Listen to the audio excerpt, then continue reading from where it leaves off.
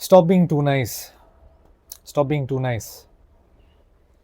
चाहे वो आपके लाइफ में आपके लवर्स हो, आपके पेरेंट्स हो, आपका कोई भी हो,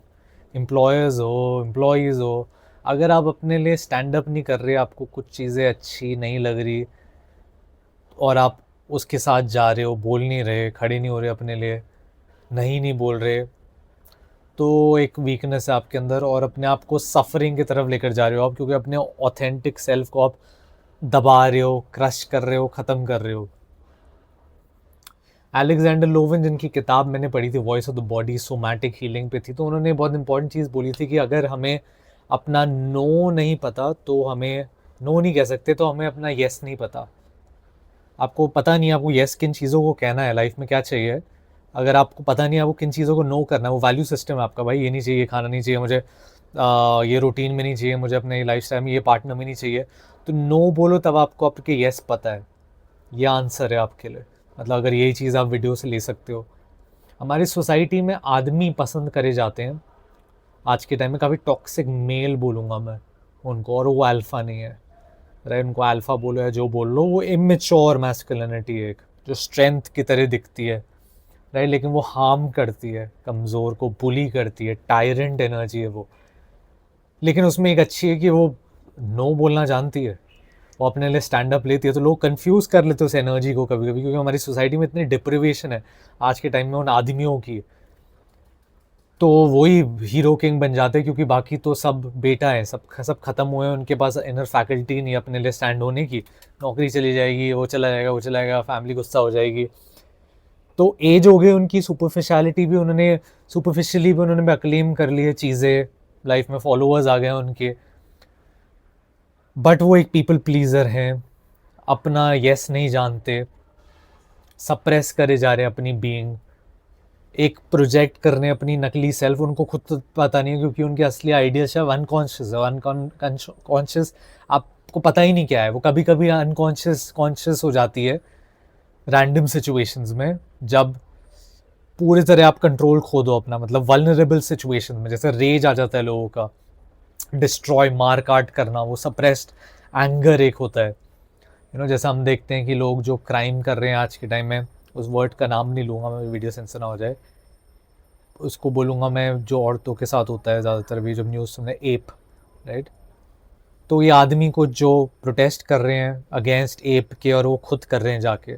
तो एक तरीके से अनकॉन्शियस है उनका, वो उसकी डिस्क्राइब कर रहा हूँ मैं, कि उन्होंने अपनी डार्क को ही नहीं एक्सेप्ट करा, सप्रेस करते हुए चल रहे हैं अपनी, उस अगेन वर्ड को मैं एक्सुअलिटी बोलूँगा मैं उसको, अपनी एक्सुअलिटी को वो सप्रेस कर रहे हैं। तो जब तक आप उसको ओन अप नहीं करोगे कि ये है मेरे अंदर, आप रिग्रेसिव तरीके से एक्ट आउट करोगे, नेगेटिव तरीकों से, और नो हमें बोलना नहीं आता, और कभी कभी ये भी होता है, ये एक्सपीरियंस आप शायद रेजोनेट कर सकते हो,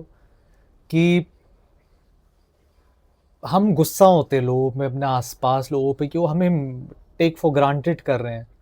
और हमें नहीं समझ रहे वो, लेकिन वो उनकी रिस्पॉन्सिबिलिटी नहीं है, ज़्यादातर लोग वैसे नहीं समझते, एम्पैथ नहीं होते, एम्पैथी नहीं होती उनमें, कनेक्शन खोया हुआ है उनका लोगों का, तो नहीं समझेंगे आपकी फीलिंग्स को, तो आपको बोलना पड़ेगा, आपका लेसन है उसमें, कि आप फेस करो डिफ़िकल्ट डिस्कम्फर्टिंग सिचुएशन, उनको बोलो कि आपको पसंद नहीं है वो चीज़, भाई चेंज करो, आप डर रहे हो, आपकी उम्मीद ही गलत है, जो बता रहा हूँ आपको मैं, कि एक्सपेक्ट करना कि भाई लोग जान जाएंगे कि आपके दिमाग में ये चल रहा है, और आपको समझ जाएंगे कि वो आपको ग्रांटेड ले रहे हैं और गंदा ट्रीट कर रहे हैं, नहीं,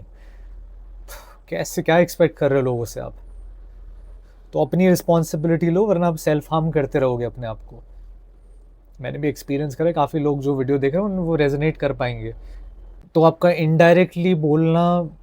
कंसिडर नहीं करता नो, आपका टालना, ये फेजेस हो सकते हैं, क्योंकि मैं ग्रोथ की बात करूँगा, क्योंकि हमारे लिए बहुत स्कैरी होता है एकदम से इतना बड़ा स्टेप बोलना, हम नो की आदत नहीं है हमें, और एकदम से हम किसी को नहीं बोल सकते, कट आउट नहीं कर सकते, लाइफ से टॉक्सिक लोगों को हटा नहीं सकते, उसके फेजेस होते हैं धीरे धीरे। एग्जाम्पल दूंगा, जस्ट लाइक किड्स,